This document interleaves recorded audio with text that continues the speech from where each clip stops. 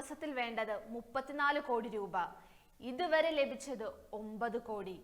Saudi ജയിലിൽ വധശിക്ഷയ്ക്ക് കാത്തു കഴിയുന്ന കോഴിക്കോട് സ്വദേശി അബ്ദുൾ റഹ്മാന്റെ ജീവൻ രക്ഷിക്കാൻ ഇനി ശേഷിക്കുന്നത് 6 ദിവസം മാത്രം. ഏതൊരു പ്രവാസി മലയാളിയെ പോലെ ഏറെ പ്രതീക്ഷകളും സ്വപ്നങ്ങളുമായി പ്രവാസത്തിന്റെ മരുഭൂമിയിലേക്ക് വന്നിറങ്ങിയതായിരുന്നു റഹീം. ഹൗസ് ഡ്രൈവർ വിസയിൽ 2006 സൗദിയിലെത്തിയ റഹീമിന് സംഭവിച്ചത് ഒരു പ്രവാസിയും ആഗ്രഹിക്കാത്തതായിരുന്നു.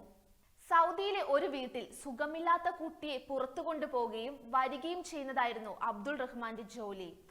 മെഡിക്കൽ ഉപകരണങ്ങളുടെ സഹായത്തോടു കൂടിയായിരുന്നു ആ കുട്ടി ജീവിച്ചിരുന്നത്. ഒരു ദിവസം കുട്ടിയുമായി കാറിൽ പോകുമ്പോൾ സിഗ്നലുകൾ കട്ട് ചെയ്യാൻ നിർബന്ധിക്കുകയും അത് ചെയ്യാത്തതിനാൽ പിറകിൽ നിന്ന് തുപ്പുകയും തലയ്ക്കടിക്കുകയും ചെയ്തു. തലയിൽ അടിച്ചപ്പോൾ റഹ്മാൻ കൈകൊണ്ടത് തടയാൻ ശ്രമിക്കുകയും കൈ തട്ടി കുട്ടിയുടെ മെഡിക്കൽ ഉപകരണം ഊരിപ്പോകുകയും വണ്ടിയിൽ വെച്ച് തന്നെ കുട്ടി മരണപ്പെടുകയും ചെയ്തു. സൗദി കുടുംബം അദ്ദേഹത്തിന് വധശിക്ഷ വേണമെന്ന് തന്നെ ആവശ്യപ്പെട്ടു. എന്റെ മകൻ എങ്ങനെയാണോ മരിച്ചത് അതുപോലെ റഹ്മാനും മരിക്കണമെന്ന് കുട്ടിയുടെ അമ്മ പറഞ്ഞു.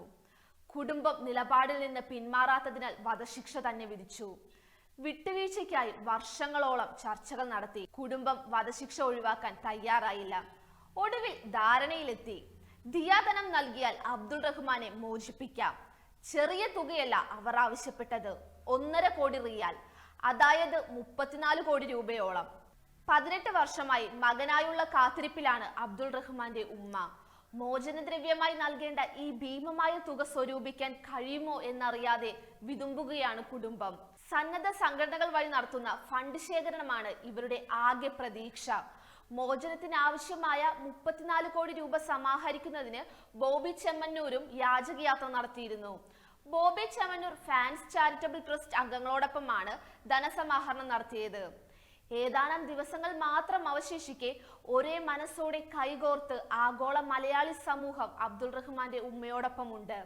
കേരളത്തിലെ പ്രമുഖ രാഷ്ട്രീയ, സാമുദായിക, സാമൂഹ്യ നേതാക്കളുടെ നേതൃത്വത്തിൽ പ്രവാസി മലയാളി സമൂഹം മുൻകൈയെടുത്ത് രൂപവൽക്കരിച്ച റഹീം സഹായ സമിതി ഇതിനകം 9 കോടിയിലധികം രൂപ സമാഹരിച്ചു കഴിഞ്ഞു. ലോകമെമ്പാടുമുള്ള മലയാളി സമൂഹവും അവർ വഴി ദേശവ്യത്യാസമില്ലാതെ മനുഷ്യസ്നേഹികളും സഹായഹസ്തവുമായി മുന്നിലുണ്ടെന്ന് സമിതി ഭാരവാഹികൾ അറിയിച്ചു. എന്നിരുന്നാലും മോചന തുകയിൽ 10% പോലും ഇതുവരെ സ്വരൂപിക്കാൻ സാധിച്ചിട്ടില്ല. ഓരോ മലയാളികളും തന്നാൽ കഴിയുന്ന പണം എത്രയും വേഗം നൽകിയാൽ ഒരു കുടുംബത്തിന്റെ കണ്ണീരൊപ്പാൻ നമുക്ക് കഴിയും. 18 വർഷമായി പുറം ലോകം കാണാതെ കഴിയുന്ന തന്റെ അമ്മയെ ഒന്ന് ചേർത്ത് പിടിക്കാൻ കൊതിക്കുന്ന അബ്ദുൾ റഹ്മാന്റെ ആഗ്രഹത്തിനായി നമുക്ക് കൂടെ നിൽക്കാം.